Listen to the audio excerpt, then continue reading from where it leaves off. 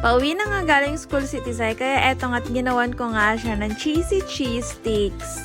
Naglagay nga lang ako ng isang cup ng harina at itong cheese me special nga yung gamit ko. Butter cheese flavoring nga to at alam nyo ba na ang sarap niya rin talaga. Kaya kung mahilig nga rin sa cheese sticks yung mga anak nyo, ay try nyo na rin to dahil perfect talaga to pang quick merienda. At kung nagtika na nga yung consistency niya, ay pwedeng-pwede na nga to. Alam nyo ba na gustong-gusto talaga namin iti sa yung butter cheese na flavor. Anyway, sinati ko nga lang sa 4 yung lumpia wrapper para mas marami nga tayong magawa. Alam nyo ba na pwedeng-pwede nyo nga rin itong ilagay sa ref para nga kapag gusto nyo ng quick merienda ay meron kayong makukuha. Pwedeng-pwede nyo nga rin itong gawing pang negosyo dahil sobrang dali lang talaga at sobrang affordable lang niya. At sure na sure talaga ako na magugustuhan to ng mga chikiting nyo. Anyways, dahil nga gustong-gusto namin yung flavor na to ay eto binudburan ko na nga rin siya ulit ng Cheese Me Special na butter cheese flavoring powder. At kung hindi nyo pa nga natatry to ay check nyo na ang ALCL official store and your nearest palengke.